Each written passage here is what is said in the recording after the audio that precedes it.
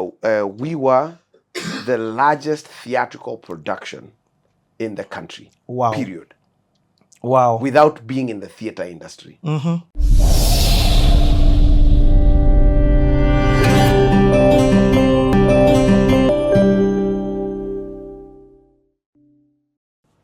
Yeah, segue into village musicals. Yeah, all right. So the village musicals came about.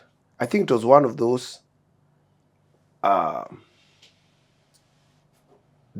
divergent things, like just things coming together and to create something. So excuse me, Christmas time was coming, and I don't know why we wanted to do something or got the opportunity to do like a music extravaganza at the Bomb Blast Memorial Park, whatever it's called. Nice. And that was for Christmas. And so I was like, yeah, man, let's do something different than just what we would do, which is a concert. And this was a throwback from my childhood, because the Christmas cantata was scripture reading songs. And that first one was pretty much that, but the artist was cheesy, was Atemi, and so the music was amazing, but we still got people to dance like it was alive at the village. Yeah. And I can't remember who the narrators were. Mwendi? It was Mwendi and someone. Yeah, I can't remember who the other person was. But we did it. But I think as we're doing it, like something is forming, and it was. I think that's what bore the concept of. Okay, what if we did this even more intently? But we didn't start with. The next step was not a full-blown musical. The next step was, from that point, was a bit more of a swagged-out cantata, where instead of doing scripture readings, there's like narration that's happening that's been scripted, and the narration, was fun and funny, but it was still very reading performance, and so that next one. And I don't know if it was Easter or Christmas. It must have been the next Christmas. We did it at Mavuno. So the innkeeper, anyway, comes and tells me, no room. Oh yeah, you know that. But just as we're walking out, yeah, no room. He's saying no room. We're walking out, no room.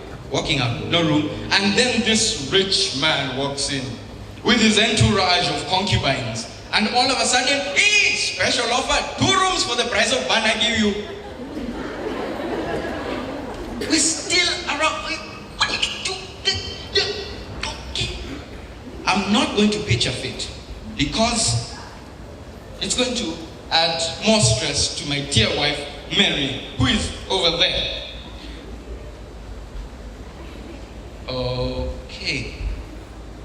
Okay, problem. What if all the stress we've already gone through could cause her to go into labor? And because it's a holy child, what if she doesn't feel any labor pain? And the baby just slides out and falls onto the floor and I have to save them. Listen, you! I don't care what you do. I don't care where you get it. I want a room and I want it now. I am telling you, we have no room. I don't care. You just find me some room. I was this close to throwing my shoes at him. This close.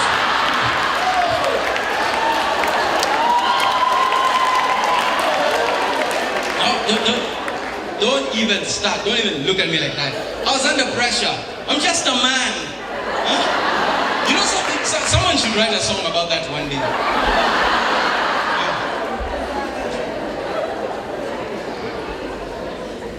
So eventually, he gave us a room. No, actually, he gave us a room.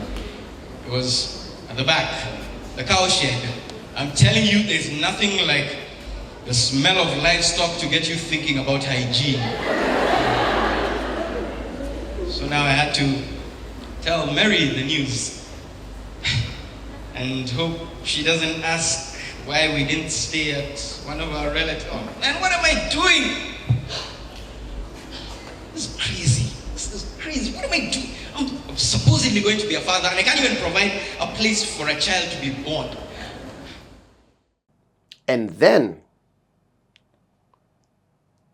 it was almost like, man, I think there's something, this is so cool, and people really enjoyed it and brought their friends and whatnot. And then, if my timing is right, Christmas developed before Easter for sure. And then we were like, hey, we're doing Christmas, let's start doing Easter. Yeah. And at that point, then we were like, okay, cool, man, let's get some theatrical guys. And so that's when Yafesi, but they were coming to Mavuno. Yeah. And Yafesi, Mugambi, Tina Nduba.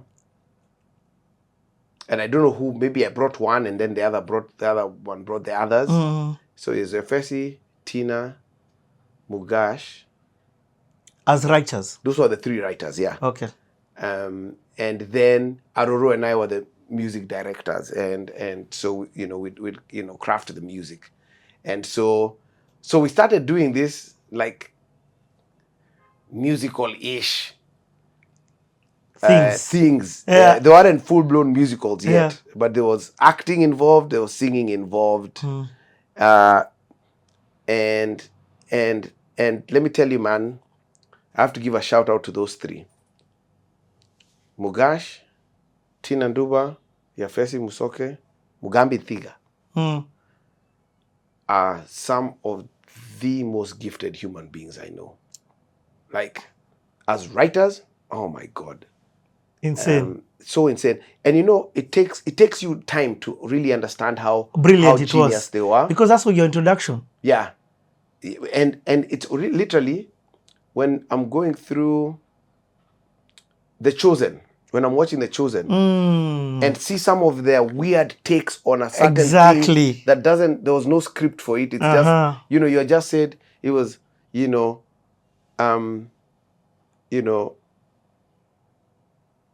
Mary, whatever, the angel appeared to Mary, like, so you're like, okay, but what was that like? Right? So they would answer questions like that, or go in and find, here's a passage where there's a prophecy that's foretold about Jesus.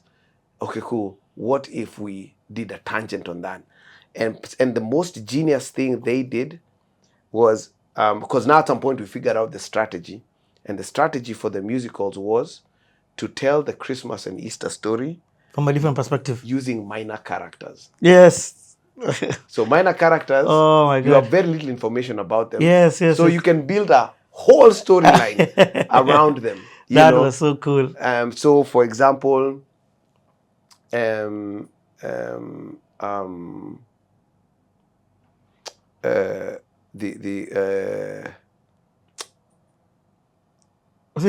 Antipas. Yes.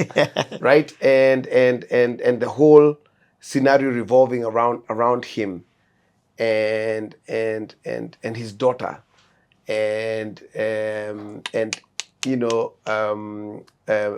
his crazy wife who had John the Baptist killed. Yes. Like, so it's almost like you're like, this is a seriously dysfunctional family situation going on here. Exactly. And so they created these beautiful storylines that were so provocative, and at the time we didn't apply the rules of the music theater industry. Yep. Which has always been a strength for me, I think, which is, I'm like, let's just figure out how to do it. So one of the things we did was, we didn't have a regular stage, we had just a church stage. So props and movement of props and whatnot was very different. But there's no curtain as well. Yeah. So again, use lights. But here's the advantage. We can fit 1,200 people. There's no theater in Kenya that can fit 1,200 people. So it was all of these things where we're like, we never. I don't even think we registered in the theater world. Yes. There are some guys doing this, It's true. but at some time I did the math, and at some point, we were the largest theatrical production in the country. Wow. Period.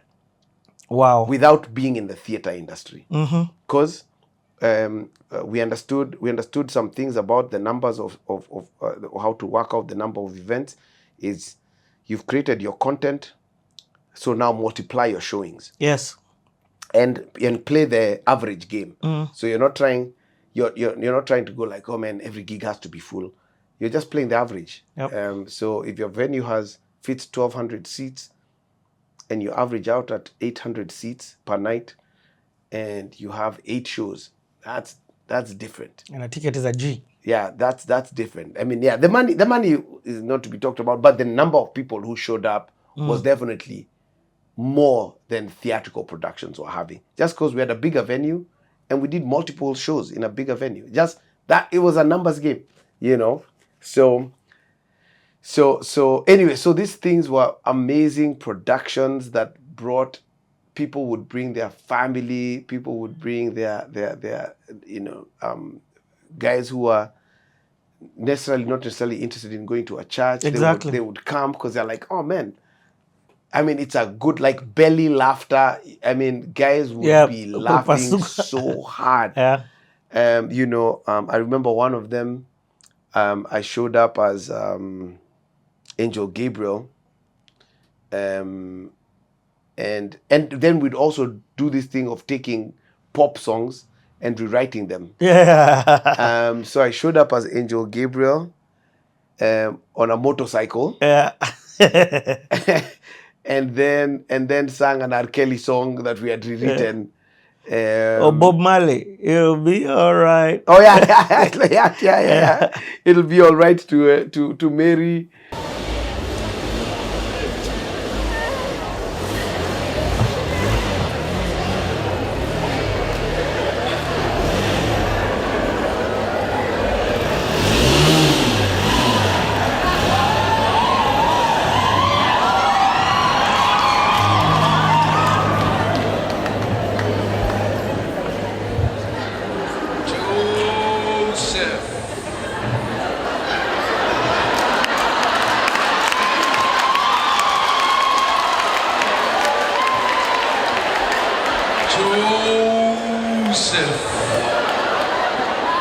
Hey, Thomas, if that's you, that's not funny. It's not funny. Joseph. Oh, for crying out loud. Yes.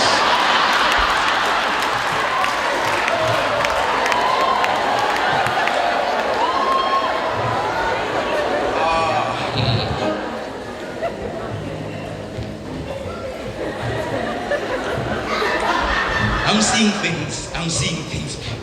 Joseph, you're okay. Sorry. You're fine, Joseph. Ah, Joseph.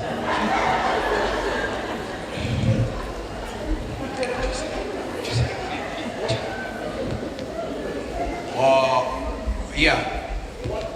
Now is going through it. There's nothing that is uncommoneth to maneth.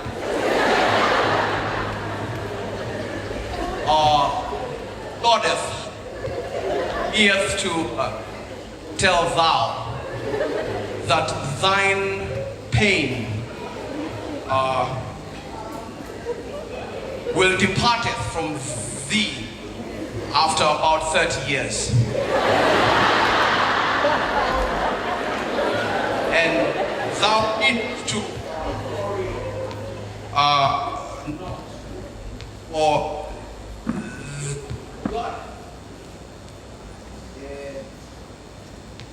what's this part here? Goddess is with thee. Did you get? No, do you speak English? You know what? Let me just tell you the truth, man. And even you know center.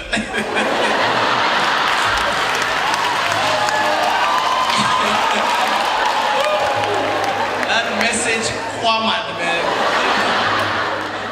So you're an angel. Oh yeah. Oh, great. Yeah, we're rolling different nowadays, you know.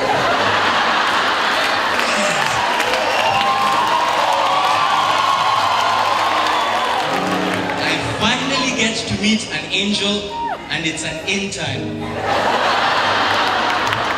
Anyway, so look here, Jose.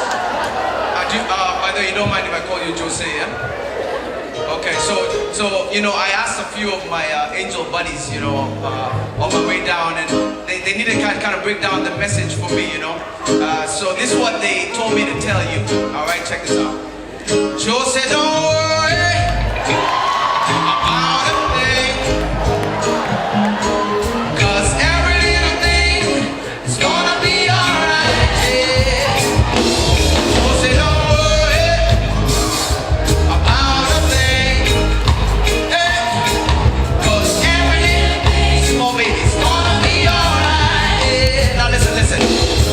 Cause this morning, smile with a rising sun, and one big angel standing at your doorstep with a big, big voice, scaring you half to death, saying, this is my message to you.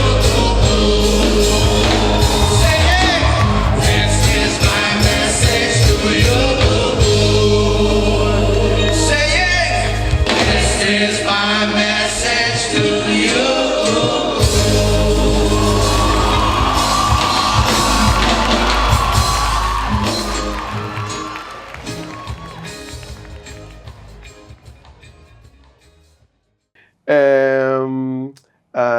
No, the whatever was I'm an angel. Yes. Yeah, I'm your, I'm your yes, angel. with Marcus Olang, I remember. Yes, yeah. That's crazy. You know. Since when did pregnancy become an act of God? My mind went crazy at the time.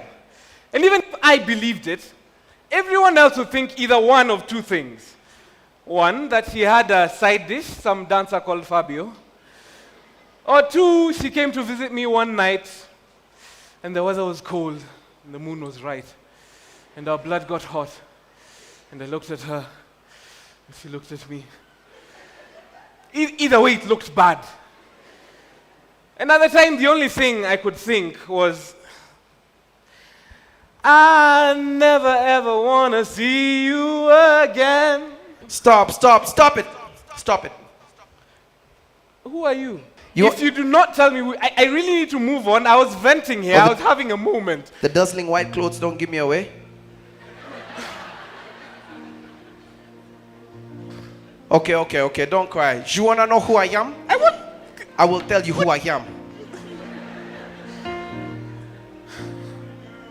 I saw your teardrops and I heard you cry, saying it's not your child.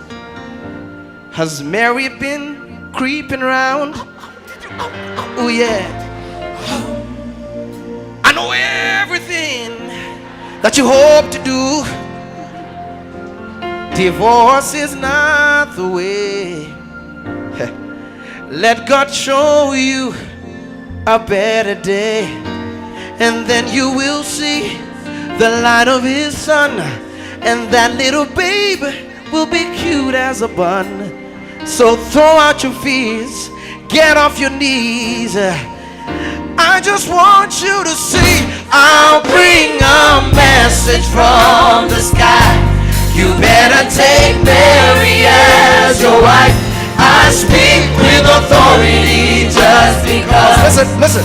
I am your angel, and if thou knowest what's good for thee, thou shalt respond with joy. You see, it makes no difference what you think, 'cause I am an angel. I am an angel.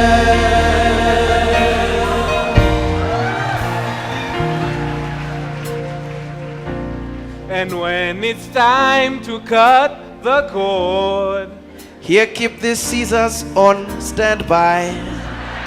will the hay really keep him warm? Be be sure he will survive. But what will I do when he's crying all the time? Don't you dare give up the fight and keep these earplugs by your side.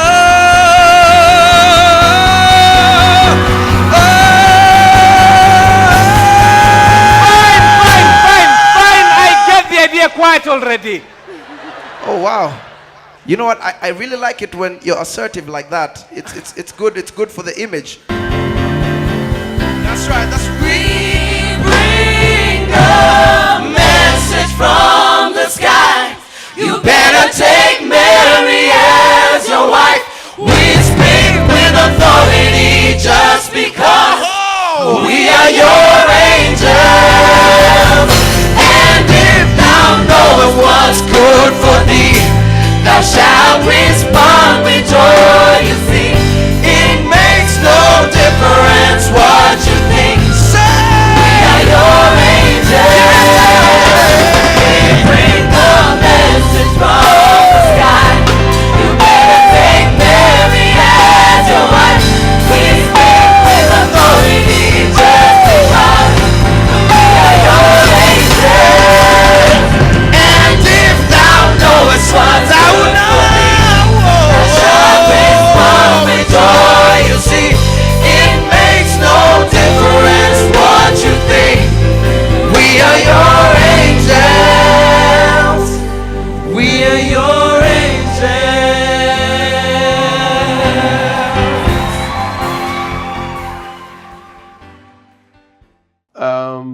And so all of these cool things. So it was, I think the musicals was the highest expression of our creativity because there were no rules.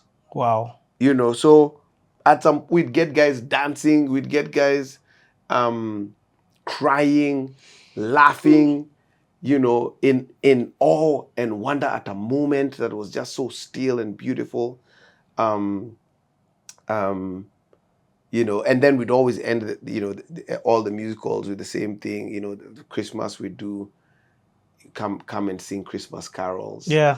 And you know, everyone would put up the lights and everyone would sing Christmas carols. It just now converted into a church Christmas service. You know, I mean, so it was this beautiful blend of, I think, just all manner of creativity. You know, Aaron and I would write and create all the music.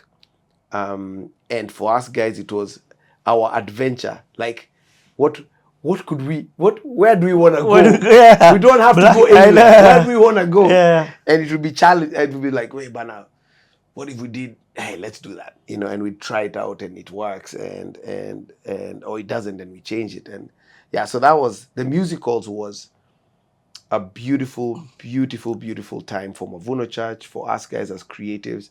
And then now it's that thing that I'm telling you, the spin-offs out of that and the careers that were, I don't want to say launched, but definitely got momentum. Ignited. Ignited. Yeah. You know. Wow. No wonder this case is so big. Look at all the people whose lives he touched. Wow. It reminds me of the words of the desert preacher, the Baptist. The storyteller paused as he recalled the words of the desert preacher, the Baptist, who once said, "Make way!" See now, the one who came after me has surpassed me. Hallelujah! Because he was before me. Oh, you're not hearing me up in here.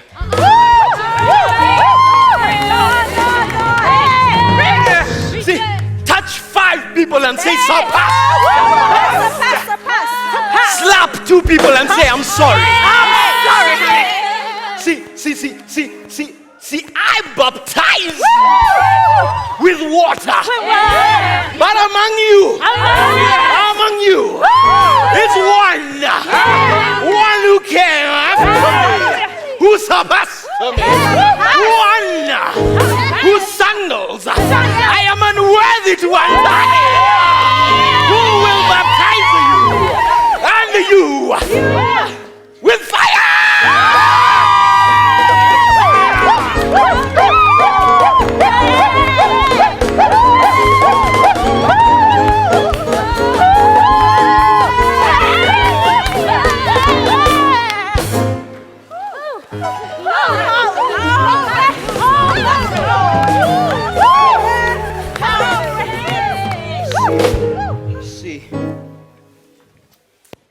Well, you know what they did to him. So if they could do that to the Baptist, wouldn't they do something worse to the one who was greater than him? How did the dead people feel about that? What's the problem? What's the problem? I'm not dead. Is anyone even listening to me? I could not have come back all this way just to be paraded as some sort of freak of nature. Come see the man who rose from the dead. It's not about me or some silly miracle. I've known him for too long to be about that. And yet, he has said nothing. What am I supposed to do now? Just move on with life like nothing ever happened? Just makes no sense.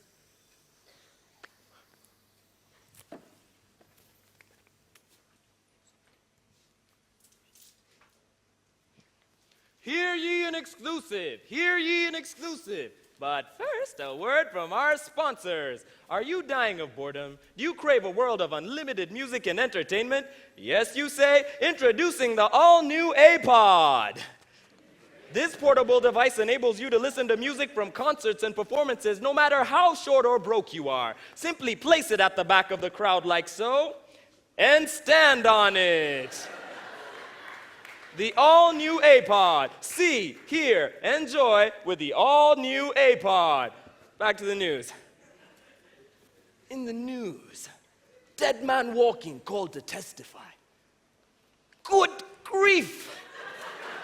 I mean, Lazarus, alive, in the flesh, back from the dead. Wow! You can't make this stuff up. What a man! What a story! And you'll find it no place else but right here on that bench in this courtroom where we keep it all Jewish all the time.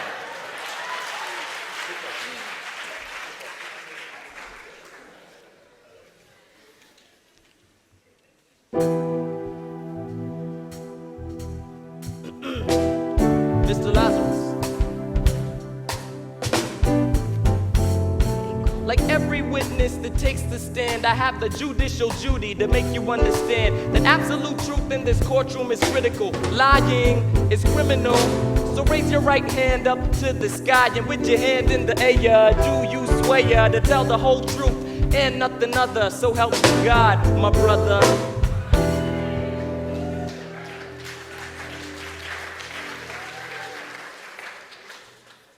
I do. Yafesi, Yafesi was pretty established. Njora, definitely. But Njora, El Safan Njora, Joji. that was his launching pad, Joji. Bethu, we knew Bethu as an actor before we knew him as a musician. And now Bethu is doing musicals at ICC. Yeah. Shinde joined. Shinde, So Shinde, it's reignited that passion she had. It did. And I mean, it was a whole process. Like, auditions were brutal. We would have auditions. There was no one was precast. It was come and audition, and we'll see who fits the role. Oh, remember Christabel? Christabel, Mystery. Yeah. Wow. K1. Chero. Oh, Chero. Yeah. Chero went on to become a TV. A lot of these guys went into TV and so on and so forth. But it was a powerful time, man. It was a powerful time. The stuff we were doing mattered, and we would throw in social commentary and political commentary. So the writing wasn't just sticking strict to the Bible story. It would, maybe take a small tangent to give a commentary on what's something happening, that's happening, yes. But in a jocular or whatever way, it was the musicals were powerful, creative. They were great for evangelism, like really good for evangelism. They were great for the brand, for the church. Yeah, those were something else. Those were special. And it took so much work to get them done. He did, eh? A lot. And did you remember, again, I say I was QGG distribution manager that time. What was unique from that perspective is having every station play it. Yes. I think we got one TV offer 1 year, if I remember correctly. And then the next year we had more than one, and we're like, why not? Yeah. And because they were looking for the TV stations were looking for Christmas programming. And then we got a holler from Zuku like, hey, can we buy it? We're like, you mean this thing can be sold? And David, I mean, what was with all that eating? I mean, either you're pregnant or you really have large worms. Worms. Actually, that comes to think about it. I mean, the Messiah, clearly, a person who is the Messiah could not have worms, so that clearly makes you unworthy to be him. So my little one here is still the front runner. I mean, royal but beautiful, just like his mommy. What if he's a girl?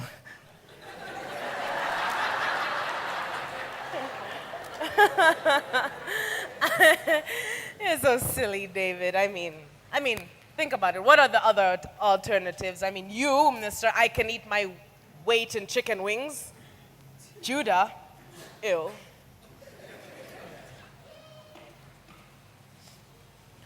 By the way, did you hear the news?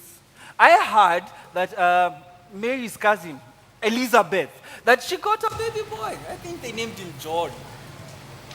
And where did you hear that? I mean, lately you seem to know everything before me. Yeah, I guess I don't need me in there. I'm to inform you all that tea will be served shortly. Great. I'm starving.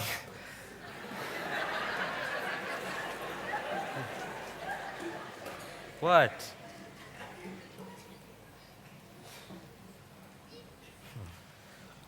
Anyways, I've missed Joseph. I wonder how Mary and him are doing. Honey, what is that? This. You don't remember this? Joseph made them for us when we had gone to visit him.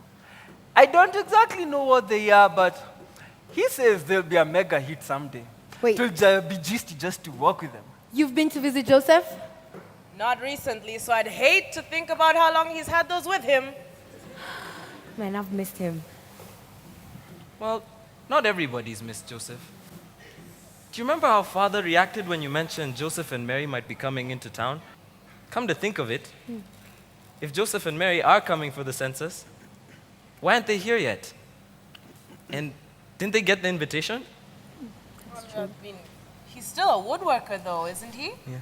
Oh, no. I mean, so they couldn't afford an expensive carriage or like ours. I mean,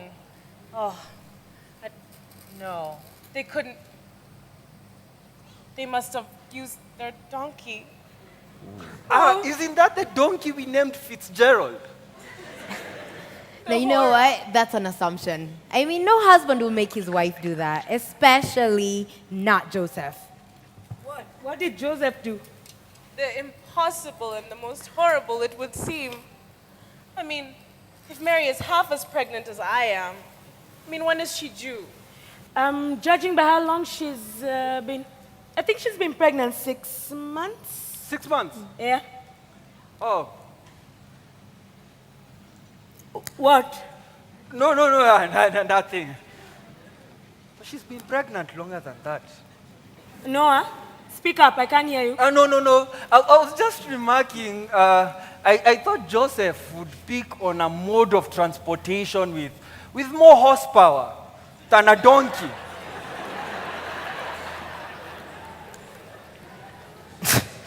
Yeah, a donkey named Fitz. How can anyone take Fitz seriously as a mode of transport? Really? What is so wrong with using Fitz as transport? How do I put this delicately? You see, Fitz is so tiny.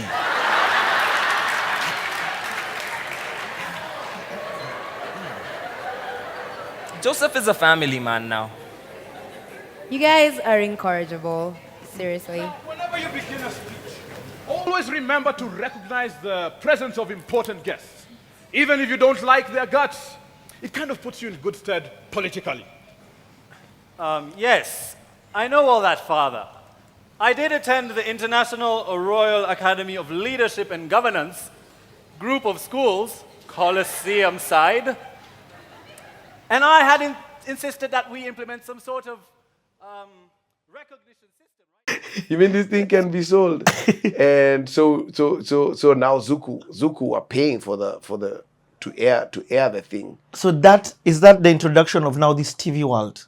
That was our right introduction to the TV world. And at that point, so the conversation with Zuku, they're like, you guys are like just different. Like, what's this stuff you guys are doing?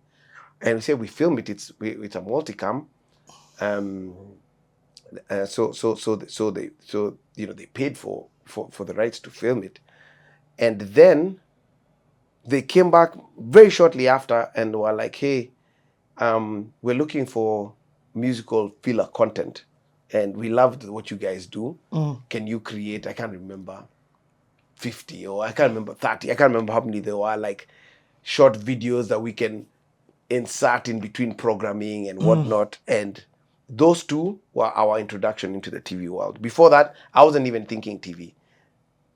It was just, we're just following whatever was the path in front of us, yeah. And that leads to you then creating the African version of Glee. Yeah. And this one, as far as I know, was the first one. Wow. As far as I know.